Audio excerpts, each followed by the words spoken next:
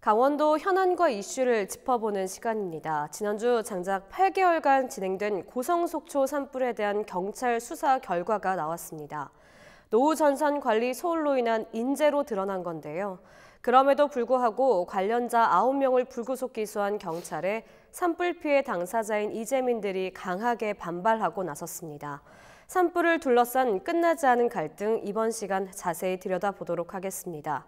스튜디오에 최수영 시사평론가, 마수일 고성속초 산불 피해 비상대책위원회 총괄본부장 나와 계십니다. 안녕하십니까? 안녕하세요. 안녕하세요.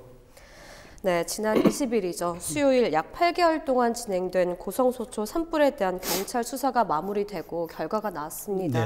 네, 정리를 해주실까요? 네, 정말 국민의 많은 관심을 끌었던 사건이었죠. 그러니까 지난 4월 4일에서 6일 사이에 강원도 동해안에 발생한 사건인데 뭐 이렇게 재앙은 홀로 오지 않는다고 이렇게 겹쳐서 왔어요. 그래서 그 당시 또 계절풍 요인이 많았던 이른바 양간지풍이라는 바람을 타고 큰 산불이 났는데, 그래서 결국에는 이제 고성 속초와 이제 강릉동에 이제 인제까지 번져서 이제 3일 동안 탄 사건인데, 여기에 그야말로 엄청난 이제 피해가 발생을 했죠. 그러니까 1,291억 원의 재산 피해, 그다음에 648가구의 1,490명 이재민이 발생한 사건이 굉장히 컸죠. 그래서 국민들이 정말 안타깝게 바라봤는데, 특히 이제 이게 고성 산불의 경우에는 이제 고성군 토성면 원암리 도로면에 있는 전신주에서 이제 이른바 아크불티, 이제 전 불티 같은 게 발생하면서 시작을 해서 752억 원의 막대한 피해뿐만 아니라 2명의 사망자까지 나는 정말 안타까운 일이 벌어진 거죠. 그래서 이제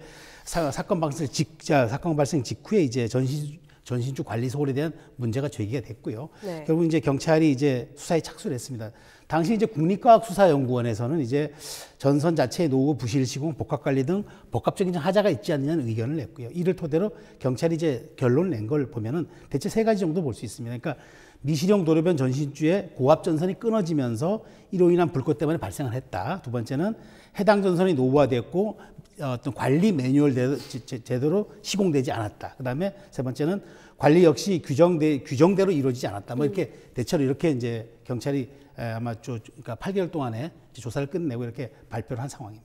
네, 결국 좀 인재로 밝혀진 건데 이렇게 8개월 동안 좀 오래 지지부진해 가면서 좀 이어진 이유가 무엇일까요? 물론 뭐 이번 사건에 이제 국민의 많은 관심이 있었고 또 막대한 재산 피해와 또 인명 피해까지 난 사안이잖아요. 그러다 보니까 아마 경찰 입장에서는 속전속결로 끝내는 것보다는 이 역에 대한 한 점 의혹이 없도록 사건을 정밀하게 들여다보고 더 이제 최대한 신중하게 수사를 해서 결론을 내겠다. 아마 이런 의지가 작용한 것 같습니다.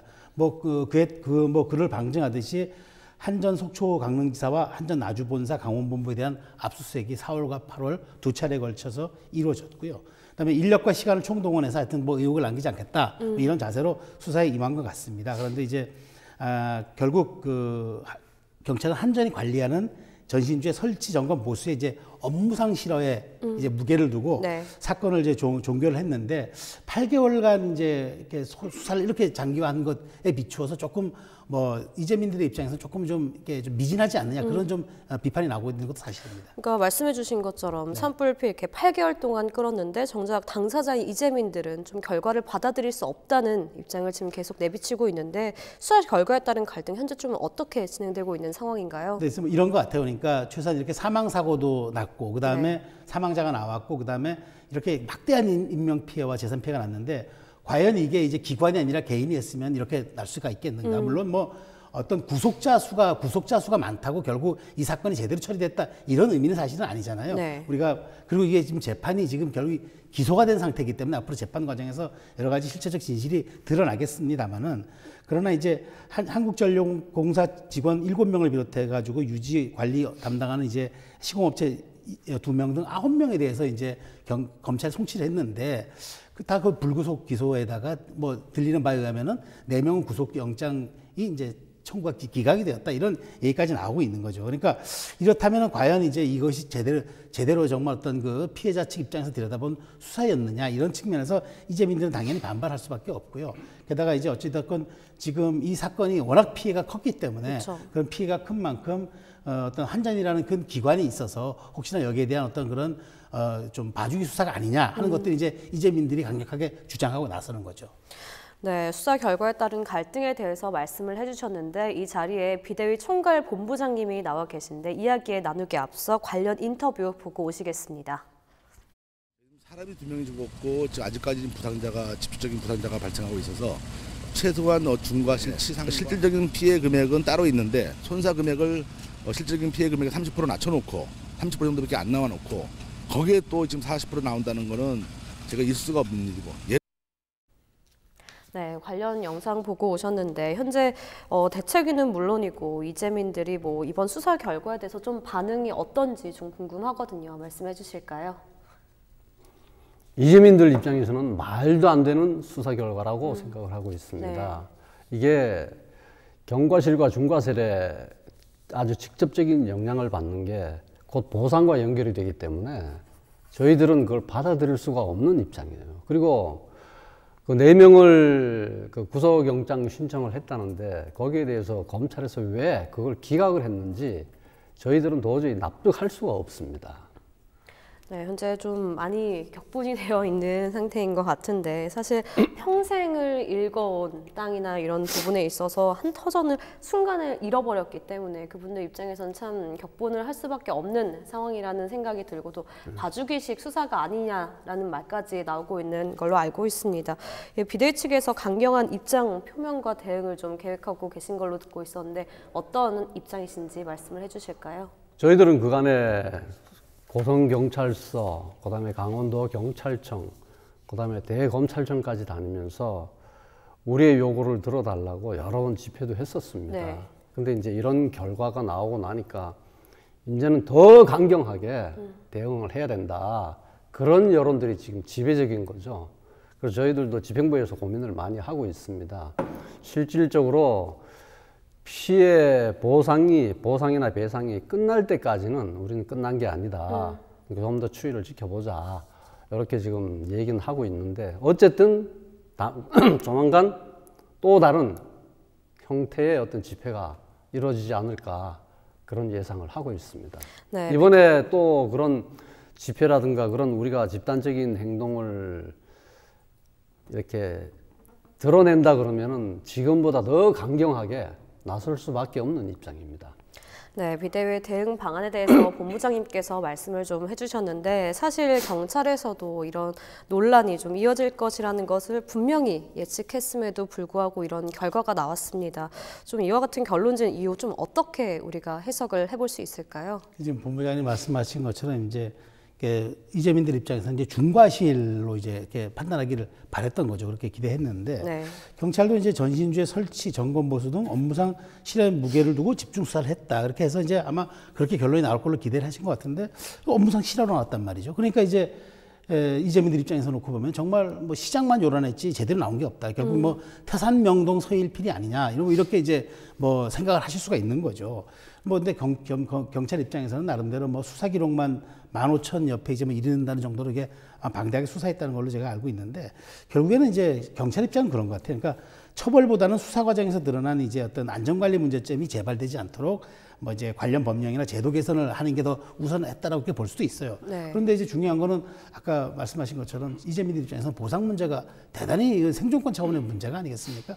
이런 점에 대해서는 이제 결국엔 그것이 진행되기 위해서는 어떤 이제 이 재판의 결과, 다시 말하자면 이제 제일 중요한 건 경찰의 이제 수사 결과겠죠. 그러면서 이제 이것이 기소가 되면서 재판으로 이어질 가능성이 높겠지만 결국에는 이런 결과가 그걸 뒷받침해주는 증거가 되고 어떤 그 근거가 되기 때문에 여기에서 너무 이렇게 미약하게 결론이 나와버리면은 지금 굉장히 지금 이재민들 입장에서는 지금 억울하고 또 8개월 동안 기다려온 결과가 고작 이것이냐라는 당혹감도 들게 마련이죠. 경찰 입장에서는 나름대로 저는 최선을 다했다고 생각을 하지만 이재민들이 이렇게 받아들이지 못한다면 이거는 어쨌든 국가기관에서 우리 정부라는 큰 틀에서 놓고 봤을 때 경찰도 검찰도 다 국가기관 아닙니까?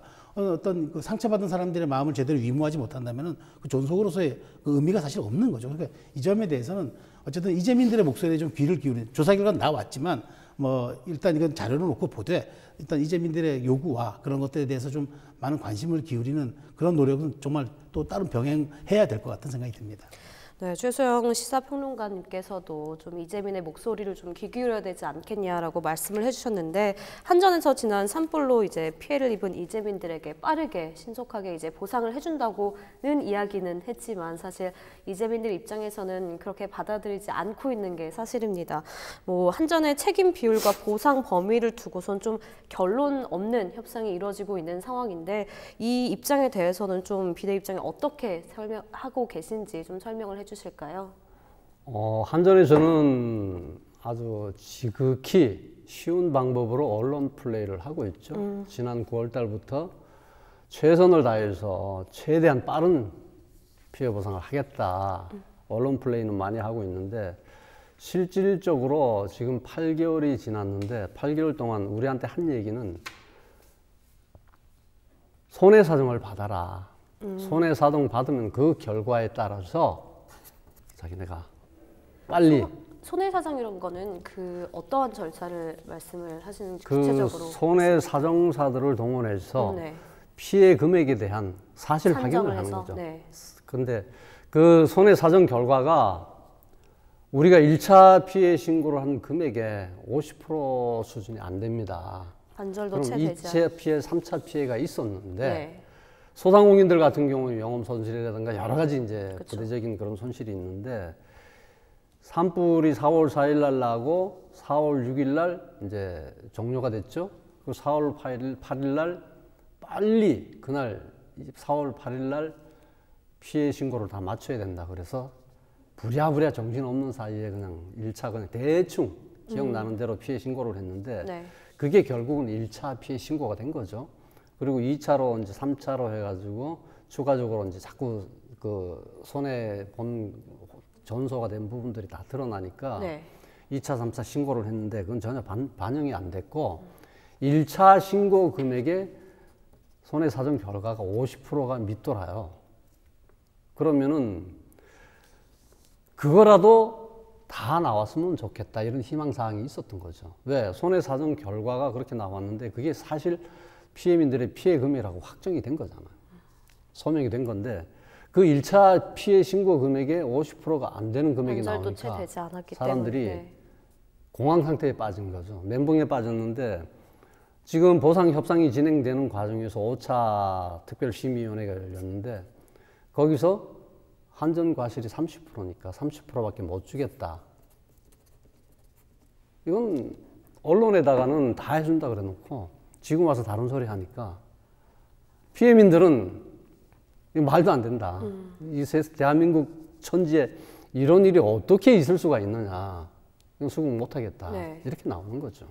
지금 이 한전의 입장에 대해서는 좀 시사평론가님께서는 어떻게 생각을 하시나요? 저는 그 한전이 이제 그 말씀을 드리면, 한전이 어쨌든 지금의 이 보상 대책이라든가 이렇게 협의하는 소통 과정을 놓고 보면은 굉장히 부족하죠. 왜냐하면 지금 한전은 사실 눈치 보기나 어떤 그 보상 방식을 저울질할 때가 사실은 아니고, 이게 이제 나왔다고 그러면 최대한 여기에 이제 이재민들의 입장에 맞춰가지고 그분들의 이제 노기도 가라앉히는 것도 중요하지만, 더 중요한 거는 생활 터전이 다시 이룰 수 있는데 그게 그쵸. 기반이 될 수 있는 현실적 금액이 될 수 있는, 그야말로 좀 어떤 그 사실상의 현실적인 대책이 될 수 있도록 해야 되는데, 전혀 반영이 좀 되지 않고 그런 있는. 것들보다는 아마 보니까 어떤 기관 차원에서의 어떤 그런 좀 눈치 보기식 혹은 보상 절차에 대한 나름대로 어떤 저울질 같은 것들이 먼저 좀 반영이 되지 않았나, 저는 그렇게 생각합니다.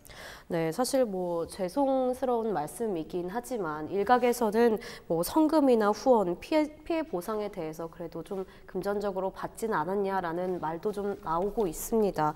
이런 부분에 있어서 사실 오해나 우려에 시선을 좀 보내시는 분들도 있을 것 같긴 한데, 당장 겨울을 나는 것조차 이제 걱정이 이재민들 입장에서는 사실 분통이 터질 수밖에 없는 이야기일 수밖에 없을 것 같다는 생각이 드는데, 사실 정부 기관의 싸움으로 이제 싸움이 이어진다는 것 자체가 뭐 계란으로 바위치기라고 할 만큼 쉽지 않은 싸움이잖아요. 근데도 이렇게 비대위에서 끝까지 계속해서 이제 진행해 나가고 있는 상황인데, 그런 이유가 있다면, 뜻을 모은 이유가 있다면 어떤 것들이 있는지 비대위 대표로서 좀 말씀해 주시죠. 참 여러 가지 드릴 말씀은 많은데 집약해서 말씀을 드리겠습니다. 저희들이 원하는 거는 돈을 달라 그런 게 아니지 않습니까? 또 우리가 일자리를 달라고 그러는 게 아니지 않습니까? 어느 날 나는 전혀 상관도 없는 그런 화재로 인해서 가옥이 전소가 되고 또 농토가 전소가 되고 임야가 전소가 되고 또 직장이 떨어지고 소상공인들은 사업체가 다 망가졌습니다. 그런데 한전에서 처음부터 전향적인 자세로 보상협의에 임했다 그러면은 어려움은 있고 피해가 많이 있었지만 피해민들이 그래도 위안이 되는 그리고 희망이 되는 그런 보상 협상이 이루어졌을 텐데 한전의 미온적인 보상 협상 태도 때문에 지금 피해민들은 극도로 흥분하고 있는 거죠. 그리고 다 해줄 것처럼 얘기해 놓고 지금 와가지고 과실이 30%다? 그래서 우리는 30%밖에 못 주겠다? 이거는 법치국가에서는 있을 수가 없는 얘기죠. 그래서 피해민들이 지금 할 수 있는 거는 길거리에 나와서 외치는 것밖에 없어요. 그리고 아까 말씀하셨듯이 지금 엄동설한 아닙니까? 그렇죠. 아까 그 평론가님께서도 말씀하셨듯이 그 양간지풍 통고지설이라고 그랬습니다. 양양하고 관성은 예로부터 바람이 많고 통천하고 고성은 눈이 많은 지역입니다. 그 주택이 전소된 분들은 일부 컨테이너 하우스 들어가 있지만 그 컨테이너 하우스라는 게 참 통바람이 들어오는 곳이에요. 그리고 처마도 없어요. 신발 벗어놓을 때도 없어요. 그리고 이 겨울이 특히 연세가 많으신 분들이나 어린 아이들한테는 치명적인 주거 환경이 되거든요. 제일 안타까운 거는 아직도 병원에서 치료를 받고 있는 분들이 있는데 그분들도 전혀 지금 어떤 대응을 못하고 있죠. 그리고 사실 소상공인들 같은 경우에는 거래처가 다 끊어지고 또 수급조차도 안 되고 있죠. 그러면은 이제 이게 보상이 원만하게 끝나서 제기를 한다 그래도 제기하는 기간 동안 있었고 제기하는 기간이 필요한데 그 단골 거래처나 단골 고객들은 회복이 안 되지 않습니까? 그런 부분도 있고 특히 사각지대에 계신 분들은 아직도 물 한 병 못 받고 있는 사람들이 많이 있습니다.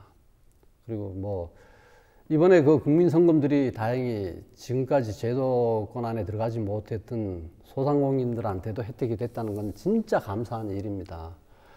그 국민들께서 소중하게 모아주신 그 성금으로 소상공인들까지도 이렇게 도움을 받을 수 있었다는 건 진짜 대단히 감사한 일인데 아직도 고액 피해자들, 그 다음에 다가구 주택자들, 집이 10채, 11채가 있던 사람들이 다 전소가 됐는데 2채밖에 보상을 못 받는다는 거.